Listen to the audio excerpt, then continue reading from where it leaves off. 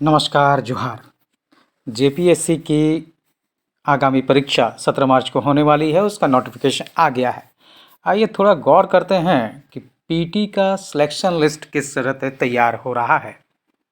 वस्तुतः देखा जाए तो पीटी को लेकर जिस तरह से इन्होंने प्रोसीड्योर बनाया हुआ है सिलेक्शन के लिए, उसके अंतर्गत आरक्षण को एक तरह से ख़त्म कर दिया गया है। जैसे यूपीएससी में मिलता है या बिहार पब्लिक सर्विस कमीशन देती है, उस तरह से आरक्षण प्रीलिम्स में नहीं दिया जाएगा। तो क्या है प्रोसीड्योर वो भी देख लेते हैं।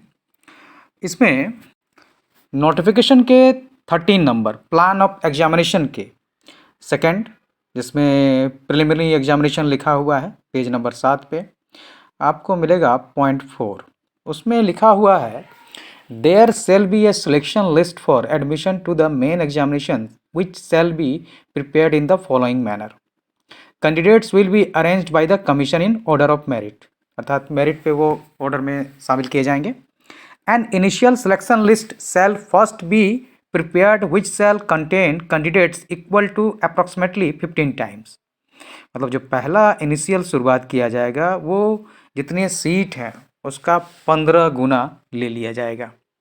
The total number of advertise vacancies इसमें 342 है, तो 342 का आप 15 गुना काउंट कर सकते हैं। ये मार्क्स होगा, इसमें लास्ट कैंडिडेट का जो मार्क्स होगा वो जनरल कटअप के रूप में माना जाएगा। अब अगर उसके बाद if the representation of any of the reserve categories horizontal or vertical is less than 50 times the advertise vacancies of that category. इस जनरल में अगर किसी रिजर्व कैटेगरी का अगर हॉरिजॉन्टल या वर्टिकल जो भी आरक्षण मिल रहा है वो 15 गुना नहीं होगा, तब उसका कटअप उस समय तक रिड्यूस किया जाएगा जब तक वो 15 गुना नहीं होता है। अब मान लीजिए इसमें 242 सीट्स हैं, इसमें 342 सीट हैं।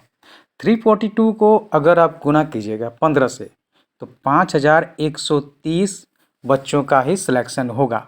अगर इस 5130 में एसटी, एससी, ओबीसी की जो भी कैटेगरीज हैं, जैसे 88 एसटी कैटेगरी है, अगर 88 का 15 गुना 88 का 15 गुना अर्थात 1320 अगर उस 5000 से 5130 के अंतर्गत आ जाएंगे तो फिर एसटी कैटेगरी का नंबर रिड्यूस नहीं होगा। वो माना जाएगा कि उसका चयन पीटी में उस कैटेगरी के 15 गुना के हिसाब से हो चुका है।